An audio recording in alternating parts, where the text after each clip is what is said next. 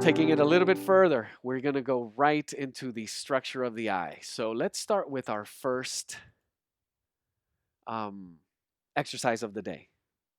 And on this page, I want to show you what I was saying before. We have a history, a connection to eyes all the way back to when we were babies. And if I asked you to draw an eye, most likely you would refer right back to this type of symbol. We know what it looks like. We're going to take it a little bit further today. So I have this image here that it presents you with. The only reason I picked it here is because I want you to go ahead and keep it as a reference for you to study from. Everybody knows we have an eyeball.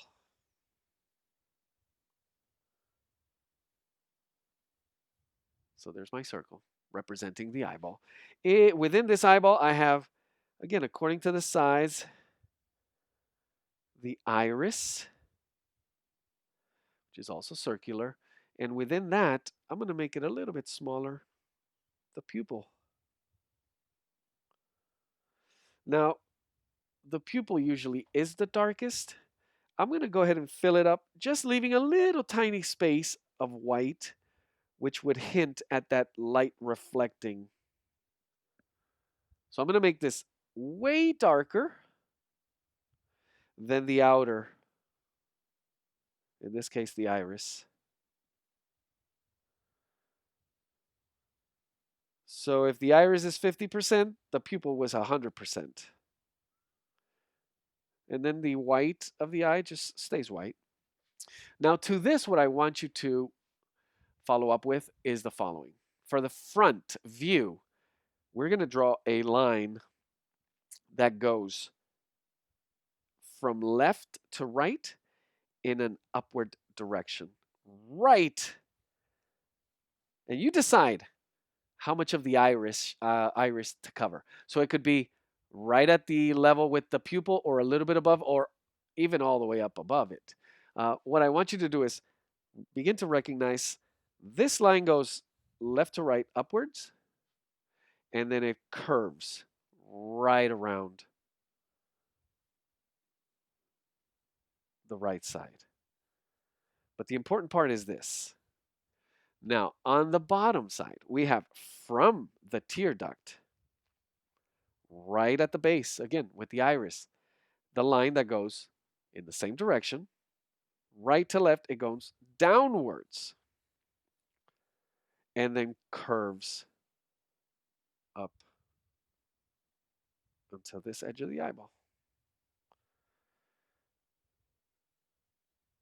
Now, if you're seeing it like this, we could then easily begin to see how the eyelid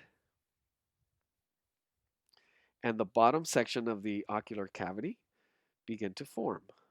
And now you're going to see how it overlaps. And this is before we even deal with eyelashes or anything else. How an eye comes together and really understanding the structure before we do any type of shading to it. Understanding how the structure comes together is going to be the key for you to really begin to push the technique forward. So we're taking it a little bit step further from here. Now we're going to understand it here. As I mentioned before, and there's a great example almost right in the middle of the page where you have, if this were my eye, and again, I'm doing an eyeball with the iris, with the pupil, a little bit of light there in the middle. And I'm doing these really sketchy just for reference. And I had my eye. Once again, I'm going upward, curved in, downward, curved up with an eyelid. So I'm taking the edge from edge to edge, measuring the size. If I place my pencil like this to take a measurement and I bring it over here, that means, let's see, you guys can see it a little bit better. This little pencil marking, let me repeat that. So I take a measurement from this edge to this edge, giving me the width of this eye. I measure that by placing the tip of my pencil and my finger right there. And I bring that right over to this line, and that marks me right there. So that is the distance that would be proportional. And now I have my second eye here. So I want to make sure that I recognize I have the iris, pupil, curve in, downward, curve in. So once I begin to deal with a portrait and I have these very basic measurements, and plus the ones we mentioned last week, you can begin to see that it starts coming together. And again, I'm just drawing lines so you guys can begin to see it a little bit better. What would become the nose, and you can begin to see, okay, that looks about right. That's kind of the proper distance between them, and how we would measure that. So one more step. I'm going to switch page here really quick. Actually, let's use this space here because I want one last one, which is how we would see it from the side view. So again, we're dealing with side view. The roundness of the eye, in this case, would be the iris, kind of like an ellipse here, even though we know it's circular. And then the very tip of it, we got to recognize, we got to start dealing with the thickness. Thickness of the iris in this case, the membranes, and in this case, the eyelid. So when I have an eye like this, you can actually almost begin to recognize it. The one thing we have to realize is the thickness of the eyelid and how it would come around downwards, wrapping around the eyeball right into the opposite edge. The most important thing for the profile is recognizing the thickness of your eyelid, the thickness of the skin within the eyelid, okay? And we're going to go over that a little bit more detailed as we move on to our first profile drawing. So what I want you to do here is make your best attempt at following the lines that you see on screen. And I guess I can make this maybe a little bit bigger if you guys can see that okay. Let's see if I can make it just a little bit bigger. Maybe just a little bit more. There we go. And I'll just draw here at the bottom. Okay. So the idea here is not to actually, give me a second. And if you are willing to, yeah, go ahead and render it. We want to start with these basic lines that are on the left side of your screen and try to begin a rendering just by adding a little bit of darker shadows, the form to the eye. But the key here is it's kind of going back to what we looked at last week, how the cranium, the skull, how this would fit in there, how you actually have to see the roundness of the eyeball, how it fits in the cavity, but most importantly, how these lines, simplified, I'm just going to follow, again, with my grip, ghosting, the curvature,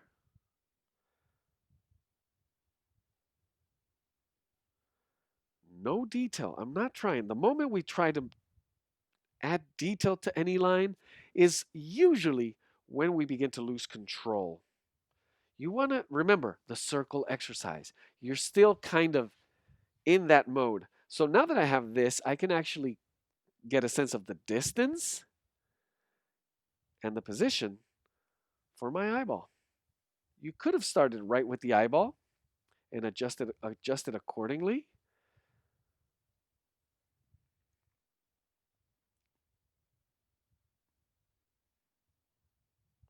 This obviously would be that keystone that I mentioned several times, right into my forehead.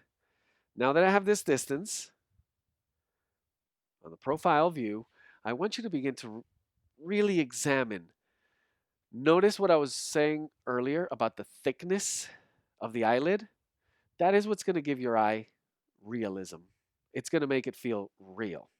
The more you take into account how some of these lines come together, I want to make sure I pay attention here just a second as I draw my first angle line, which we know goes downwards, and it curves away, and making sure I have just that line as it wraps around and gives me that thickness. And I'm going to exaggerate it maybe just a little bit. The eye looking forward comes through. I want to make sure I take this line upwards, considering the thickness once again and the rounding, because this is just the skin covering the eyeball. And we have what would be running into the bone structure, which is why we did what we did last week and how it would follow in this direction,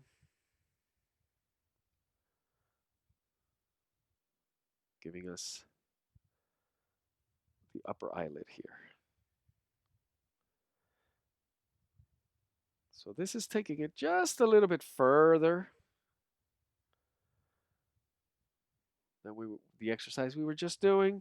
I need to really capture here the angle and the distance of the opening of the eye, because this is going to give our drawing, our eye, all of its expression here. I can make it, if I make it narrower, it's going to look sleepy. If I make it wider, it's going to look scared.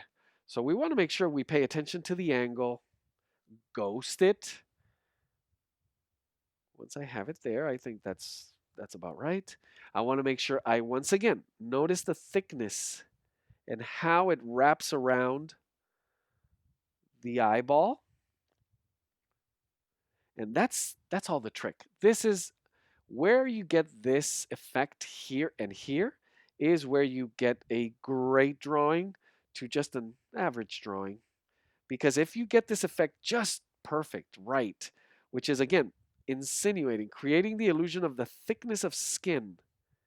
And we all see it when we look at eyes, and you look at somebody's eyes up close, you absolutely see just that little bit of skin that wraps in that lower eyelid mostly, showing you a little bit of lighter color and a lot of emotion, really. Getting a little bit of the angle. And if these lines are not looking, I'm going to do a quick one here. If your lines are not looking, I know you might be judging them. We all tend to judge them. Oh my God, this is looking so horrible. I'm not even close. Or you stay patient. You would be totally fine even if you were using a ruler. Well, I don't know how you would use a ruler for the eyeball. You know how to do circles now. But even if you were doing this, and just pay attention to trying to create that illusion of thickness right here and right here. Everything else, you could be, I'm not kidding you, using a ruler. Now, it might be an actual good way to get it started. And from there, you could begin to soften rounder and rounder until you're a little more satisfied. But look at that. This was all straight lines except for the eyeball here and the roundness of it. But you could be working, as I said, with a ruler. And just by capturing the position of the lines, the angle of these lines, you can get away with great stuff. All right, let me get back to this one here. Now I'm going to the upper cheekbone, and I'm going to draw that line that gives us one of those famous planes of the face. Very crucial here because a lot happens with light right here when you're drawing a profile. And I'm going to do the iris, rounding it, and the pupil, which in this case, it's not right at the front. It kind of floats, not necessarily in the middle.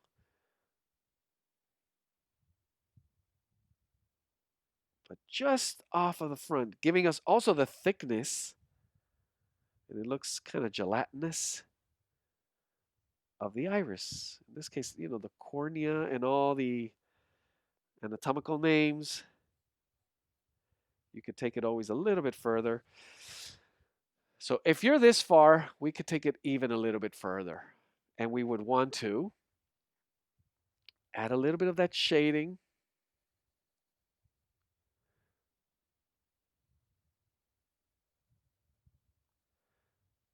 Because we know that this one is curving back into the inward cavity, the ocular cavity. So as we get a little bit of light, it softens. I'm going to just draw a couple of lines here for the iris. And these lines I'm just doing kind of radiating out. It will take a lot of patience. I'm going to put a couple of eyelids which come right from that thickness of the skin of the eyelid that we just were paying so close attention to earlier. And I'm going to place some right at the edge at the bottom. Very few. I'm going to add a little bit of shade here because that's the other thing. Believe it or not, this eyelid, because of its thickness, it casts a little bit of shade right at the upper part of the eye. And that's what gives this eyeball its form, its roundness. And then I'm going to add just a little more. Notice the direction of the lines that I'm placing here. I'm kind of curving them in the direction of the eyelid, which is going away and down from us, leaving a little bit of light area here at the top, and then a little more shadow right underneath. So this is just one of those exercises where I would encourage you to look. Self-portraits, profile are very hard, but ask someone to take a picture of your eye or take a couple of pictures of someone's profile and actually spend some time just from these basic structures. If you could get these lines and then take it as far as you want. Because not everybody has the same style. We're not all looking for that hyper realistic. I don't think. Some of us want it more expressive, maybe more impressionistic. Some of us maybe more cartoonish or more anime. But it all begins right here. It all begins right here. Okay, we're going to go to our next exercise. And that one is going to be here. So, again, looking at, let me put it over here. Step by step. If you start at the top, we're going from square one, right next to it to the right, two, right underneath, 3, 4, 5, 6 steps. Same thing. What I want you to, once again, focus on as much as possible is, notice that this time we don't even have to draw the eyeball. I mean, you could if you wanted to, just to give you a sense. And I'm gonna, just to give you a sense of what the size of it is gonna be, just to place me there. But most importantly, it's going to be about these lines. Notice I mentioned earlier you could do it with a ruler. That way you could keep this as a reference. So this one's going upwards, right across, right about here. We have a curving and then a sharp angle downward. And the beauty about this is different for every single person. Every single eye has features that you have to analyze and tweak. But generally speaking, it would follow generally most of these rules. Downward, upward. Now the difference is how long, how short, how curved. Again, downward, and I'm bringing this not halfway, but just about a third of the way, and then I'm rounding it right up into the other edge. So these lines I feel are crucial right here, right there, upward and downward. And you can see here the connector to the ear duct, the tear duct. Now next, I have one that goes here, and notice how this one lines up right with the bottom of that eyeball. So this right there becomes a line, and I can insinuate the thickness of that skin. Now above, I see it as well. This line is going to go upwards, and it's rounding right over that eyeball, that first circle I did. So I'm still in square one, and I have almost everything I need. Almost. Because the one thing I really want to focus on now is take it a little bit further, add a little bit of detail. So I'm going to add the right angle and the curvature, that thickness. That's going to be your key here. So a little more careful. As I darken the line, I add the thickness of the upper eyelid, and I'm going to add the thickness at the bottom. And I hope everybody understands what I mean by that thickness. It's just two lines that are almost parallel to each other, suggesting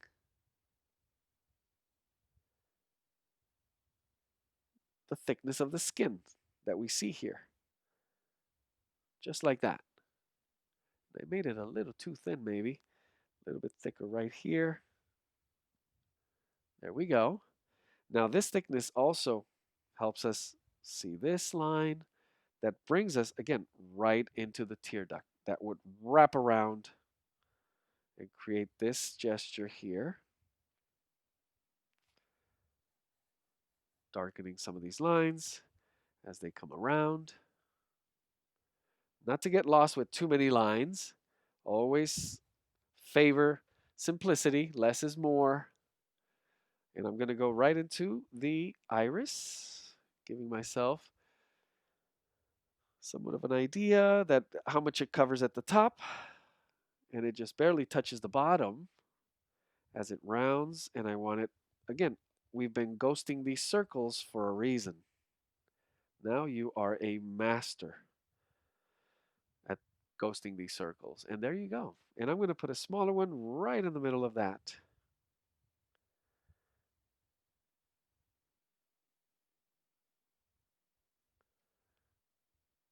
And it just begins to come together. I need to narrow this a little bit, I feel. I'm going to darken this just by adding a little bit of thicker, darker line. There we go. So a couple more lines because I want to kind of round out what would be the eyebrow here.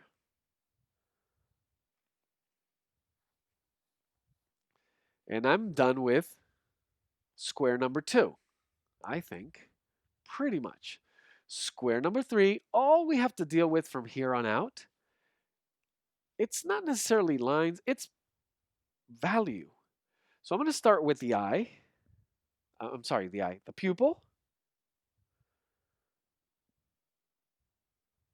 Making my pupil completely dark.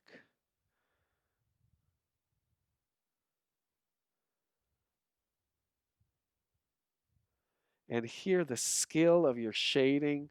Remember the pressure we've been talking about? Switching maybe a little bit of grip to get that nice detail, but always soft quality of line. I'm going to leave a little bit of white space as I see it right there that is untouched. It's the white of the paper, and I'm just going to fill in what would be the iris, which is a little softer than the pupil. In this case, a lot softer. By just creating a little pattern of lines.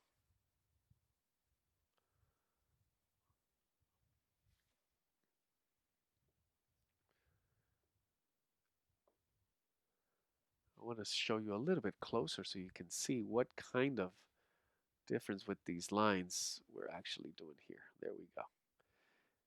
Very soft, and they're almost parallel. And right underneath that eyelid, I'm going to darken it just a little bit all the way across the eyeball. Very soft. a little darker than what's already there. So this is just a layer of graphite. Notice how soft, and it just dissipates right under there. So this gives us the illusion of a cast shadow right underneath that eyelid. Let me switch back. There we go. So you notice it very, very faint, but it's a big, it's a big touch that you need to do in order to create that illusion. Now I'm going right underneath this side of the eyelid and adding more of this light, this shadow, I'm sorry, to hint at that light wrapping around the upper eyelid. Now I could have some soft edges. And as I near this inner part of the eye, notice that everything becomes in shade. So you could just go ahead and do that pretty much. And once I reach here at the bottom, I'm going to see what's going on with this eyelid. Notice that there's a little bit of line right here.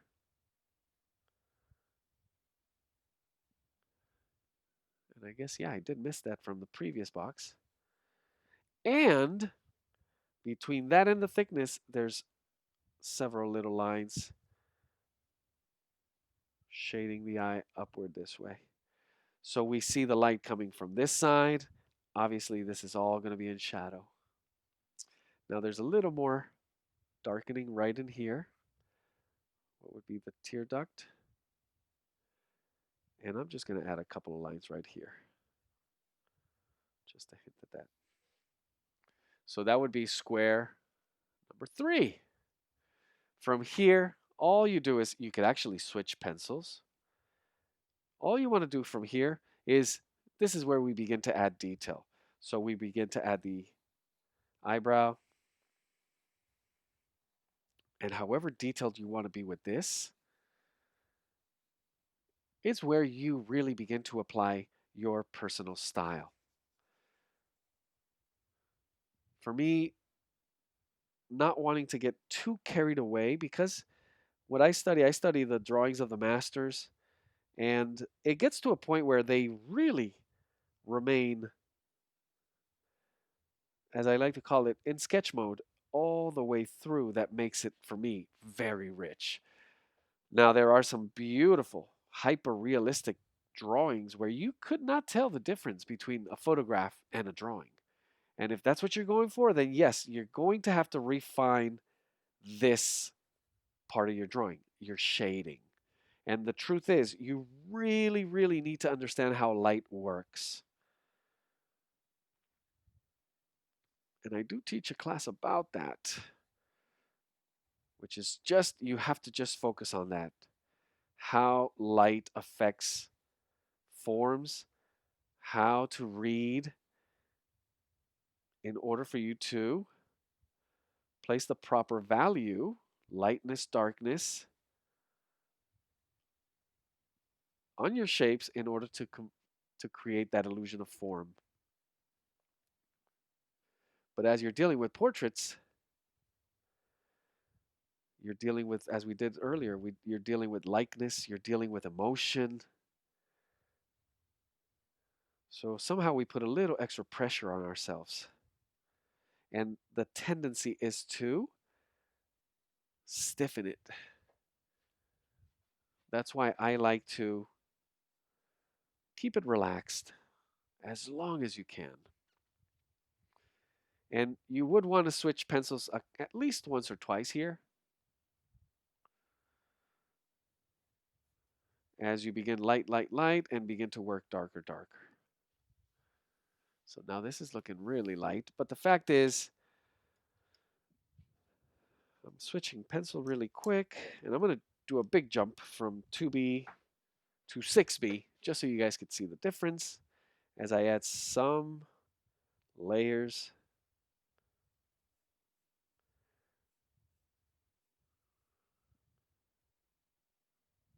Knowing how to use some of these tips, you realize that it's all about how to create the illusion. And the illusion is done through lines and the lightness and darkness of those lines.